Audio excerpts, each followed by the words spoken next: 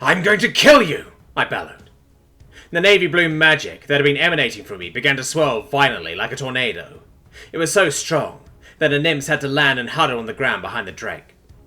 The drake itself seemed unaffected by the tempest, and prepared to spray its fire at Sumer and me. I summoned Aegis, and raised it to defend us, but it had been punctured so many times that fire would still make it through, if only a little. I threw it to my back and held Sumer close to my chest, as an added layer to protect her. I didn't mind getting burned, as long as she was safe. The drake launched its attack, and I prepared for the burning pain to hit me, and it did. Kind of. It burned, but not from the heat. It was absolutely freezing. I turned to look back at the drake and saw it clawing at his own mouth, which was now frozen over. Inversion, I said to myself. Seeing my opportunity, I put Sumer down and covered her with Aegis. Then I summoned Mori and slashed at the drake's neck again. This time the wound was deep, and based on how much blood there was, I hit something important. But it didn't go down right away. It took a slash at me with its claws. Without Aegis, it left a deep wound, but not fatal. It was moving slower, probably because it was cold, and that it was cold-blooded. "Kill him already!" the magistrate ordered from his little huddle. The drake huffed and started to sway. He must have been getting lightheaded from blood loss. This time, when it reached out to slash at me, it was like swimming in molasses. I dodged to the side and brought Mori down at his wrist, severing his hand entirely. It screeched and threw his hand and head up in pain, which left a perfect opening. I thrust Mori straight into his throat, finally killing it. The nobles looked as if they had just seen the Grim Reaper himself, and if Sumer was dead, they may as well have. I ran to Sumer to check on her, forgetting the nobles for a moment. Part of me hoped they left. Another part of me hoped they did something stupid, and gave me a reason. "Sumer," I said, gently shaking her. I saw her eyes twitch and saw the slight up and down of her breathing. She was alive. He killed a drake," one of them said. It was one of the former lesser nobles. How is that possible?" "Shut up!"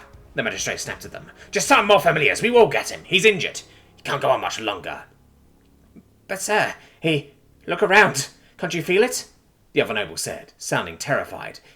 "It's chaos magic. It's like he is some kind of Viking, or demon." I hadn't noticed yet, but the energy I was emitting wasn't going away. It was still pouring out of me, but it was no longer swelling around. "I don't care if he is the Chaos Dragon himself. Now summon your familiars and kill him." "But sir, we don't have any more familiars," one of them said. I stood up. Just as the magistrate scoffed at the lesser nobles and began summoning another of his familiars. It wasn't a drake this time, it was a Borog. That was fine with me. I had taken the last couple of moments to focus my magic and imagine a spell of sorts. Well, calling it a spell might be an exaggeration. It was really more of a wild idea. I compressed my magic down as far as I could, made it as dense as I could hold. Then I imagined it shooting out at my opponent like a bolt of lightning or a beam of light. It was all focused in my hand, so all I had to do was aim it. "Some pitiful spell won't save you. Borogs may not have much in the way of life force density, but that makes them more resilient to life force attacks and spells that affect the body. This is where you finally pay. Ojek attack!" The Borog lunged forwards. However, it was straight into my spell. I didn't want to cast an effect. I wanted to create the equivalent of a high-powered water cutter with magical energy.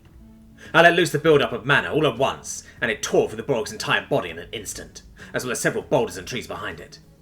From the front of his skull to the back of his hindquarters was a clean 3-inch hole through the length of his body. It crumpled to the floor with a disgusting squish thump. The magistrate stepped back in horror. "No! That's not... No!" The magistrate let his words trail off for a moment, but then erupted into a sickening laugh. "Well, if you want something done right." He raised his wingtip to the sky, and an enormous ball of fire formed as the other two cowered behind him, both with their eyes transfixed on me. I looked around. The inversion magic was still filling the air.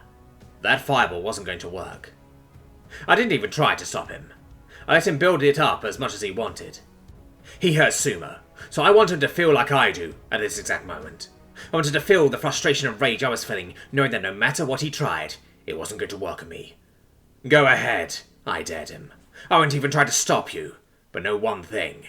When your fireball fails, my sword won't." He seemed shocked for a moment, then screamed as he brought the ball of fire down around me. I have to admit, it was the coldest thing I've ever felt in my entire life, and the most mind-boggling experience. To be completely engulfed in flames and feel cold was odd to say the least. Once the flames cleared up a bit, I watched as the magistrate's pride and sadistic glee vanished, and was replaced by absolute horror at the sight of me standing completely unharmed. "Run," I said simply. The two lesser nobles listened and immediately flew away. The magistrate, however, stayed. I don't think it was bravery, though. I think he had just lost hope and had resigned himself to die. He fell face down on the ground and began to sing. I ignored him, walked over to check on Suma again. She was just beginning to regain consciousness. Did we live?" she asked.